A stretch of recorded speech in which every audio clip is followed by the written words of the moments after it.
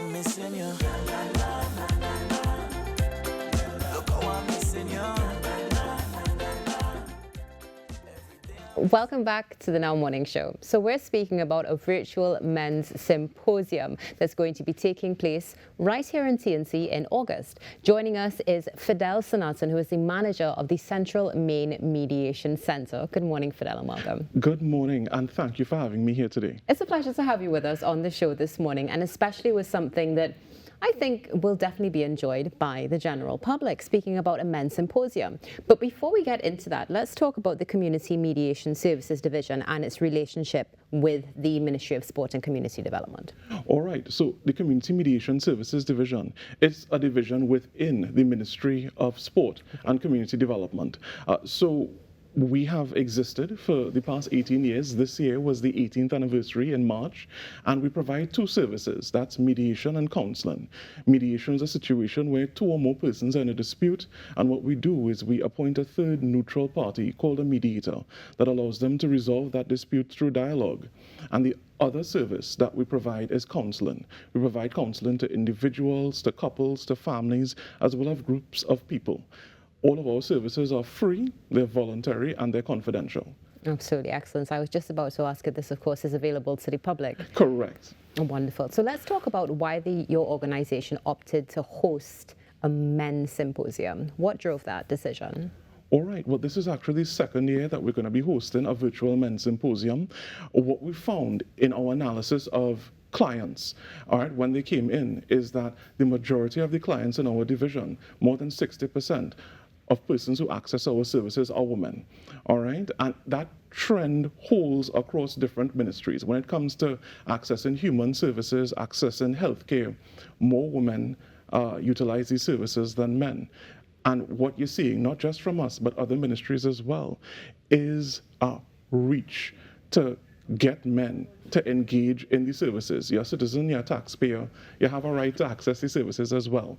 And you don't need to be at crisis point to access them either. Something that is so true. So share with us exactly what's going to be happening at the men's symposium. All right, well, it's a series of workshops, so it's 4 days. Can I go into of course. Okay, great. Making sure. All right, so on day one, we're going to be dealing with criminal gangs and its influence on young men and boys. And we have a lecturer from the Trinidad and Tobago Police Academy that's going to walk the audience through what the impact is for somebody joining a criminal gang, not just for themselves, but for their family. And we're going to discuss ways that people can get out of the criminal gangs, as well as how families could build resilience to make sure the children don't join those criminal gangs either. On the second day, we're going to deal with how to support a victim of crime. And we have two presenters on that day. One is going to focus on the instrumental, that is the active part of it. We have someone from the Criminal Injuries Compensation Board. If people don't know, that's where it is you go to. If it is that you are a victim of crime, you apply to the Criminal Injuries Compensation Board, and there are grants that you could have access to as a victim for medical care or death benefits, etc. So that's the instrumental. Then there is the emotional support aspect of it. An unfortunate reality that we have. I mean, we read in the newspapers, we look at the news. Many of us know someone who has been impacted by crime. Some persons have had real traumatic experiences happen to them. And knowing how to support those people, because a lot of people want to help, they just don't know how. And it's geared towards men as well, because there is a dimension to it where, again, an unfortunate reality is that many women are impacted by intimate partner violence, and it could be your sister, your mother, your co-worker, your cousin. Knowing as a man how to support women who are impacted by these things is what we're trying to carry across to the audience. The third day is men's health, areas of concern, or areas for urgent attention rather. And it's about kind of really sounding the alarm so that men could pay attention to areas of urgent attention regarding mental health. One of the things that we touch on when we look at mental health is that the statistics show that men die at a higher rate of suicide than women. all right? And there are suicide concentrations by communities in Trinidad and Tobago as well. And we're also going to have someone from PAHO who's going to walk us through men and non-communicable diseases and the impact it has on male mortality. And on the last day, so it's day 4, we're going to be talking about how to access support and grants from the Ministry of Sport and Community Development. So it's going to be a big panel, and people are going to be able to ask us the hard questions, you know. Often people want to ask public servants questions about how to get the services and what is the status of my application. That might be a chance for those people. Now, this is an all-encompassing symposium, that is for sure. How is this going to be facilitated? Is it going to be in person or hybrid format? Oh, well, we're doing this online, all right? The reason why we've gone virtual is because it expands the reach. What we found when we did it last year is that we had persons from Tobago and outside of Trinidad and Tobago tuning in as well. You know, Trini's abroad. We welcome the diaspora, all right? So we had those persons tuning in, and we want to maintain that.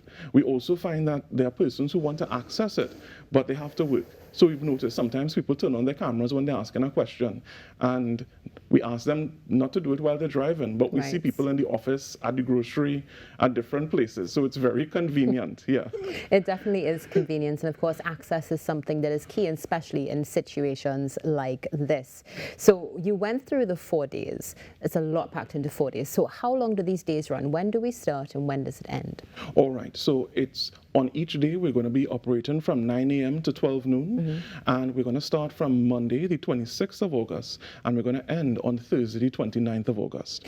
Now, something that you would have touched on when you were going through what's going on over the 4 days is also when it came to the woman's position, let's say. So is it that this is open to women as well, or is it solely for men?